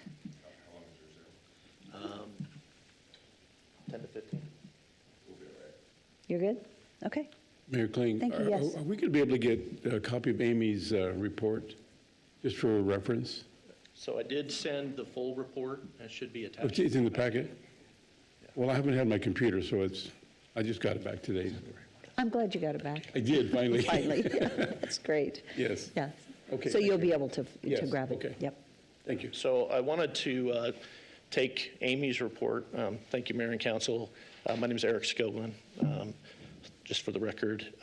So I wanted to take Amy's report and then segue that into what the police department is thinking in terms of FY26 staffing requests. And we have not had, just so you're aware, we've not had any discussions with finance to talk about feasibility, those types of things yet. So you are on the front end of where our mind is in terms of trying to accomplish staffing for this next year. And it's just focused on staffing as far as this presentation goes, not operations and things like that. So what doesn't get covered in the policing allocation model is the support positions and some other investigative positions within the police department. This isn't a comprehensive list, but this gives you a bit of an idea of what some of those positions are within the department that we have to still look at in terms of making sure they are staffed at a level to support the officers that are out working on the street. So the top two that I've listed there would really be our two highest levels of need in terms of staffing, the Dispatch and Real-Time Crime Center. But in years to come, we'll be looking at what the needs are for those other units. And I would tell you that today, some of those units would definitely benefit from having another staff member with them as we, look at adding officers. So I don't want to negate the need for the others, but I'm going to focus on really where we're trying to go in FY26. So the need as presented in PAM and by Amy says that we need 12 officers right now to meet our goals. What we are going to be discussing with finance is 8 officers of those 12 and what the feasibility is of accomplishing that goal. Can we get that far in FY26? I listed here a little bit of the need and where we would look at deploying those. Our current patrol staffing is 5 to 7 officer minimums. This would allow us to add to that. Our patrol teams vary in size depending on whether they have an overlapping shift or whether there are times in the day when they are working alone without an overlap. So the day and night shifts are typically staffed a little heavier, and the swing shifts, which overlap both of those, are typically staffed a little bit lighter. So that's how we staff our teams. Just as a recap, you had asked about the FY25 positions. Just as a little bit of a recap of what we received in this fiscal year, we have put those toward a lot of the, not support positions, but investigative or other, what we call out of assignment positions. The digital forensics was one that we added to because of just the volume of work that was coming into there and needing to manage that. I think that's been the focus in recent years, has really been on those positions and not so much on the patrol positions. So that's why this next fiscal year, we're really wanting to get on track with what the policing allocation model is saying we've kind of fallen behind in. So that's part of why that number looks as big as it is because of the needs that we've been addressing throughout the agency. In addition to those 8 patrol officers, we recognize a big need in dispatch. We were trying to recall when the last time was we added staffing in dispatch. It's been a number of years. Part of that has been due to difficulty just in filling open positions. I will tell you that we currently have a part-time call taker position open, partially by design at the moment, but all the full-time positions are filled. So that's, I'm going to knock on wood here a little bit. That's been great for us currently, but our teams are at three dispatchers per team. So there's 4 shifts that provide 24/7 coverage. What that means is when somebody takes time off, is out sick, is on FMLA or at training, which occurs frequently, we are having people work overtime. So they're working just over 300 hours on average per person, which is pretty significant. We think that's much higher than it should be and can contribute to job satisfaction and our ability to retain people. So, Eric, could you yeah. Could you do me a favor? I don't want to get into fixing the overtime with police discussion. However, it might be good right now to explain the difference between, in the question, if you have more staff, does it reduce the need for overtime, which is something that you asked. It's different, I believe, in your dispatch unit from your officer unit. And so if you were to add additional staff, it would reduce overtime in this division. Is that a correct statement? So, Mayor, in dispatchers or Mayor, not? yes, I would say that it would have an impact. It would drive this number down. There is some overtime that's built in to the schedule because of the type of shifts. So we work 12-hour shifts, which every pay period, there's a few extra hours that take it over 80 hours in a pay period. So there's some of that that's built in, but it would reduce this number, I believe, at least some because of the need to bring people in on coverage on a fairly regular basis. Just looking at the schedules to try and assess how frequently this is happening, it looks like it's occurring about 4 times or so a pay period or a week. So 8 to 10 times per pay period on an average. We're having to cover at least a partial shift or a full shift in addition to the built-in overtime that they're working. So I think it would have an impact. It's harder because dispatchers don't go to court and some other things that officers do that generally results in overtime that you're not going to get out of. It's probably, to your point, an area that we can have more impact on than we would necessarily in patrol.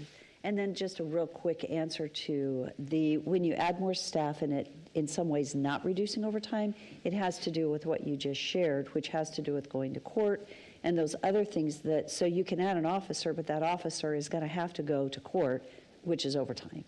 So it doesn't necessarily offset the overtime, whereas in dispatch, there's a greater opportunity to impact the reduction of overtime by adding the staff members? Because Correct. dispatchers don't typically go to court, correct? And additionally, officers are generally, you can end up on a call late in the shift, and because you have the information, you can't just transfer that to somebody else. You have a report you need to write, you have work you still need to finish up. So, so the timing of work will lead to overtime too, and there's just not any way around that, so. Okay. So,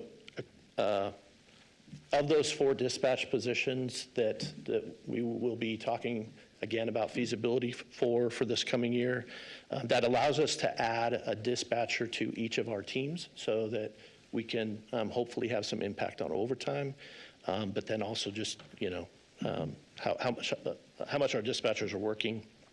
And then we would request that 2 of those positions be supervisors, because we only have 2 supervisors in that unit currently, trying to cover 24/7 coverage, and the supervisors just aren't there most of the time. Just the hours don't work out that way. If you have 2 people trying to cover 24 hours a day, 7 days a week, it just doesn't work. So this gives you a little bit of an idea of the calls over the last 3 years, how many we're handling. We've seen an increase in those as this chart illustrates. And this slide just talks a little bit more about what the benefit is of our supervisors. Human Resources has done some surveys every couple years in our dispatch center. One of the consistent things we get back, critiques from the employees, is they don't have frequent enough communication with their supervisors, timeliness of communication, and don't see them frequently enough. The reality is that 2 supervisors trying to cover 4 shifts, which isn't anything we do anywhere else in the department, results in a performance management that's reactive and complaint-driven and concern-driven versus a proactive ability to coach, ability to be observant of things that are going on and react to them more quickly. I did throw a slide in here just to illustrate. We know this comes with a cost for those 12 positions, the 8 patrol, the 4 dispatch positions that I've mentioned. This is today's dollars, what it would cost for those positions at the bottom there. Implementation-wise, for that, we wouldn't be able to add all of those right up front at the beginning of FY26. We would probably look at an implementation of half at the front of the year, half mid-year. So the first year cost wouldn't be that high, but that's from the finance perspective, that's the ongoing cost. And I could talk at length. I'm going to gloss over this slide a little bit just in the interest of time so that we have time for the strategic plan. But these are just a few more points as to what the needs are within those other sections of the department.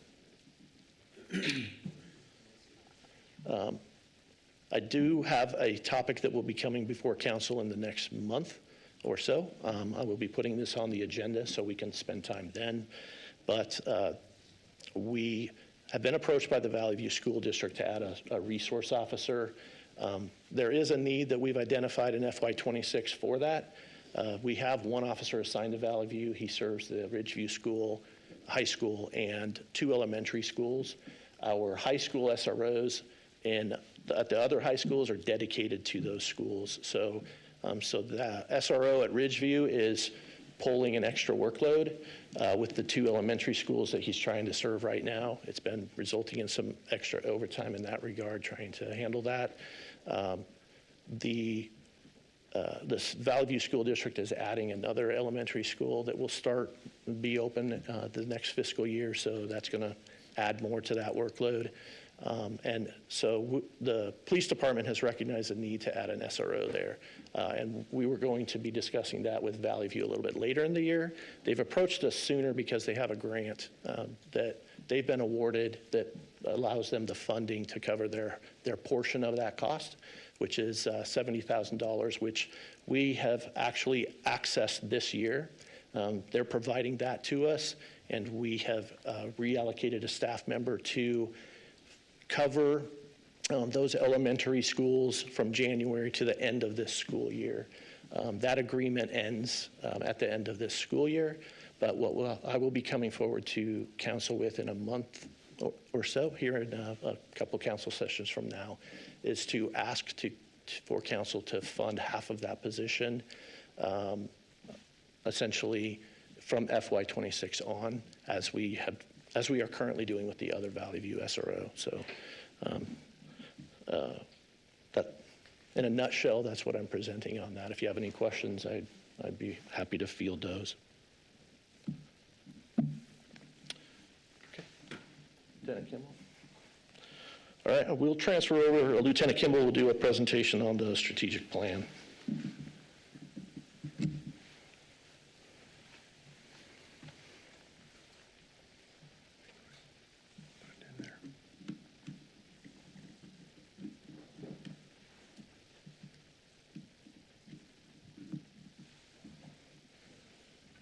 Thank you for all that you've covered. This is a lot of information. It's been well presented. I appreciate that. It's been very well done. Thank you.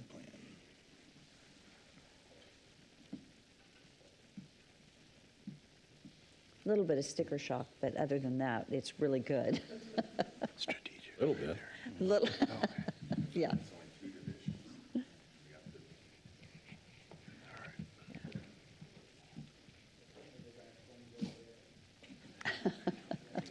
All right, we'll get started on mine. Thank you, Mayor and Council. I'm Lieutenant Kimball.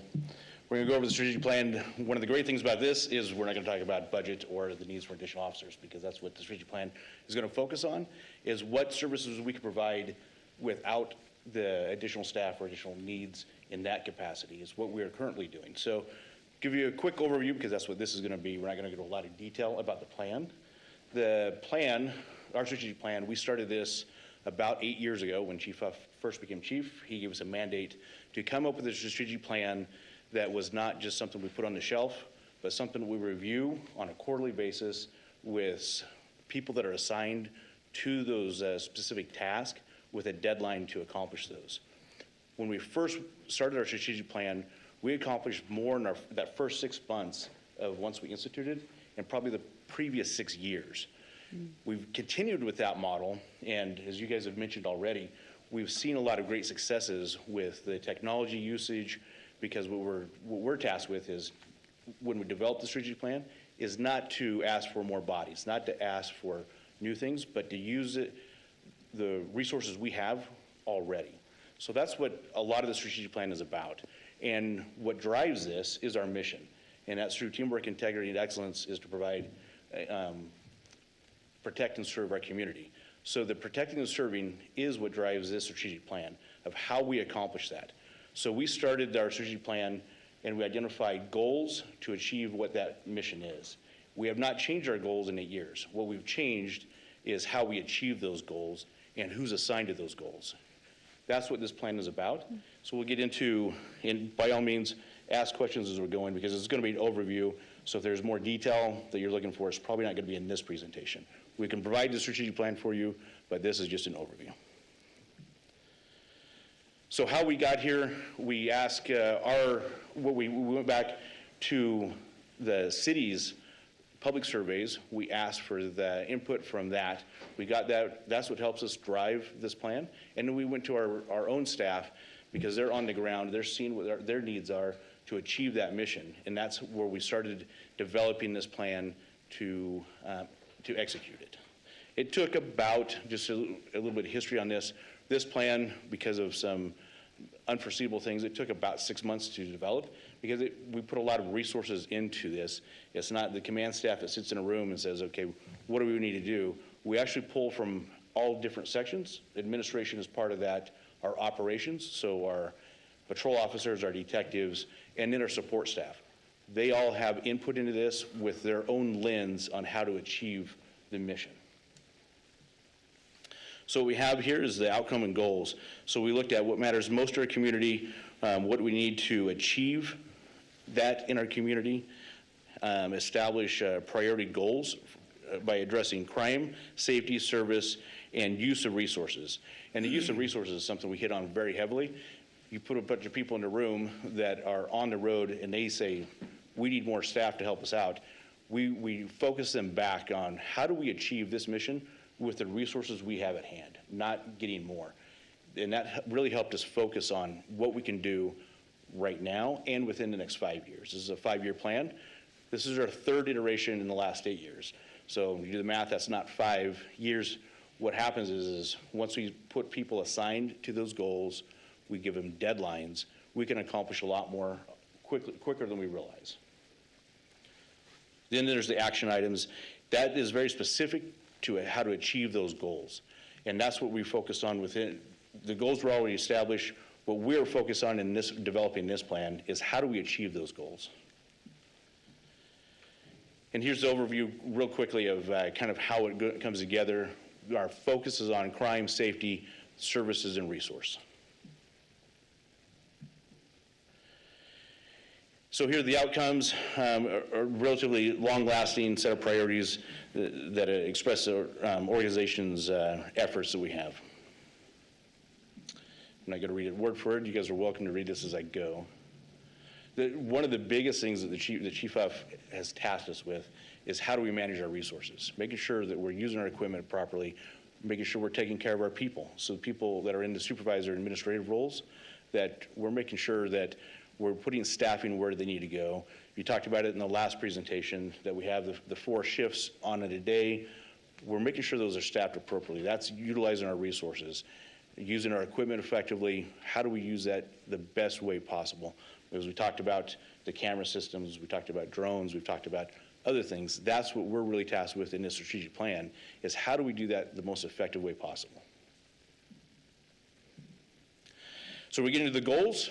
These are the goals that we have in the strategic plan that we're based on how to identify what those outcomes need to be.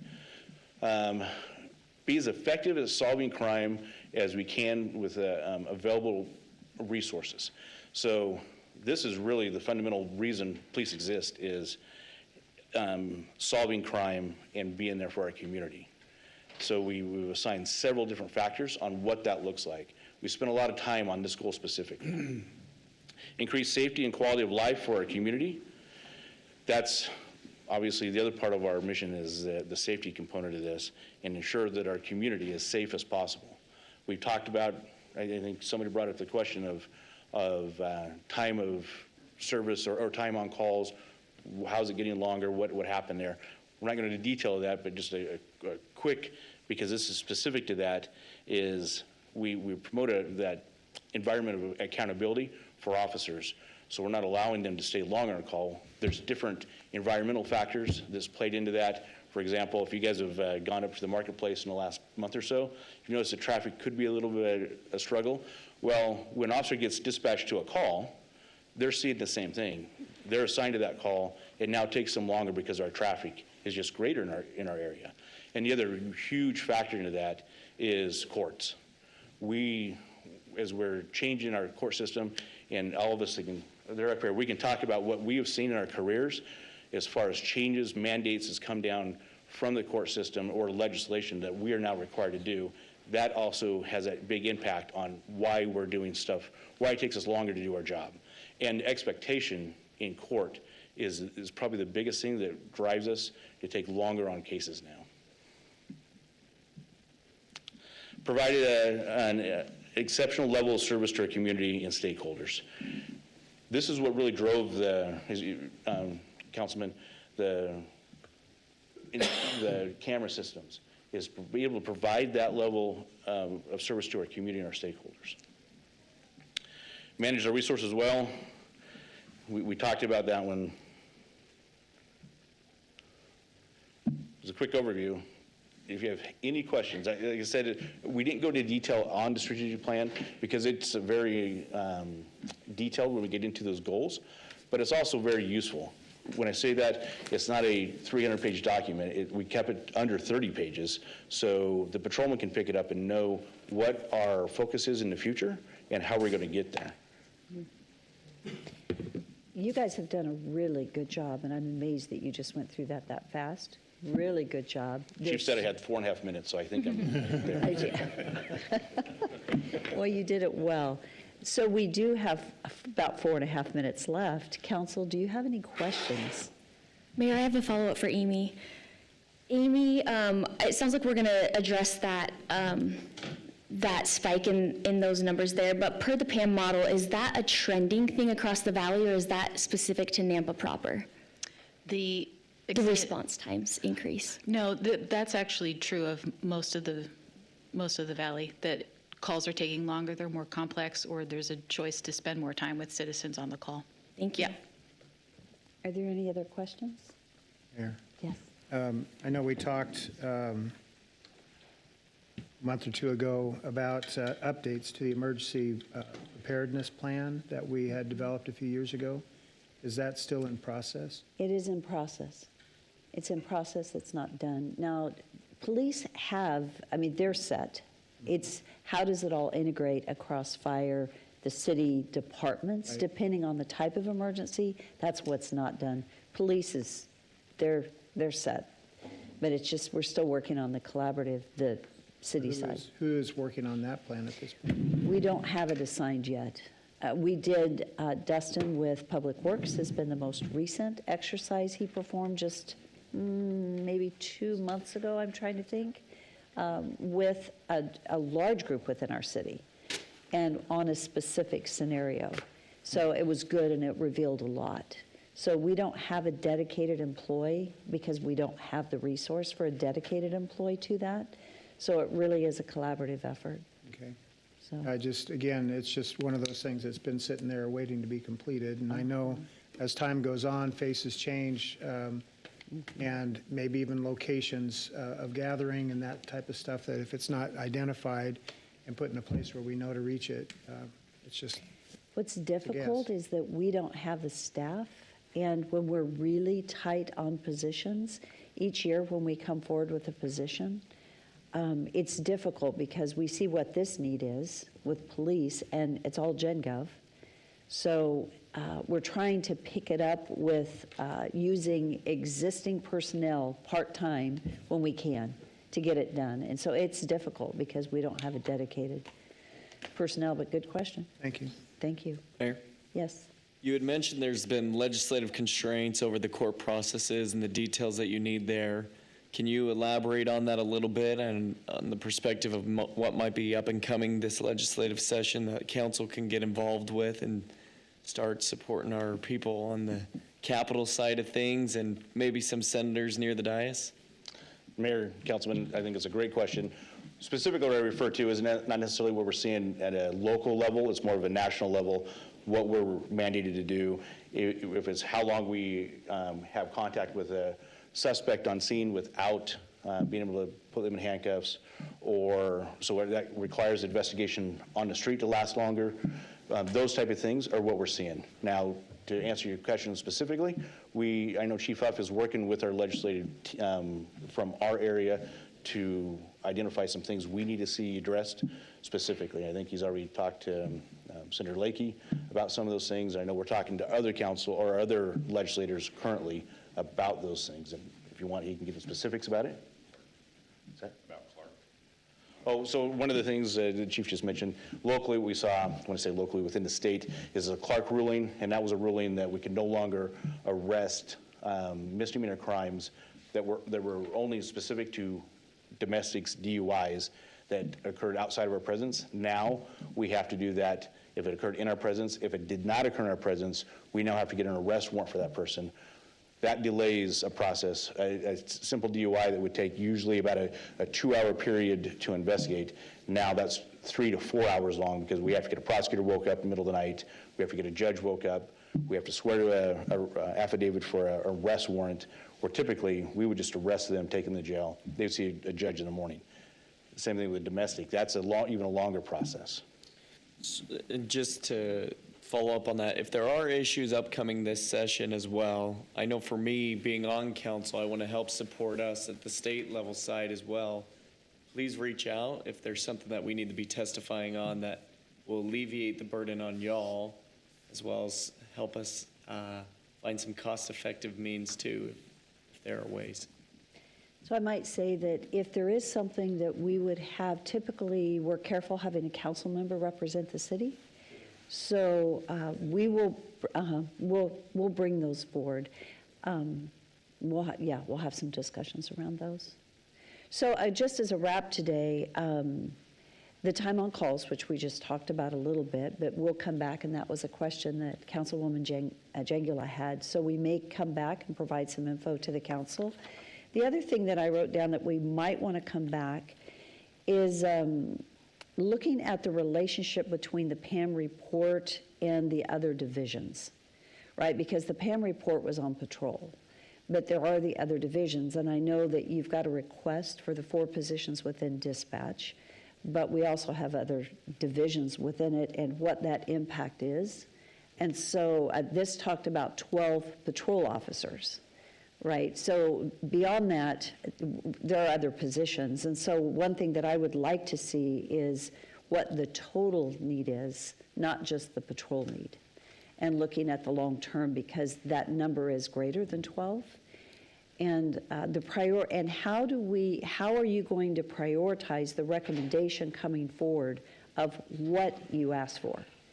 You have just done that for 26, saying that we're going to ask for 2 supervisors in dispatch, 2 dispatch, and 8 patrol.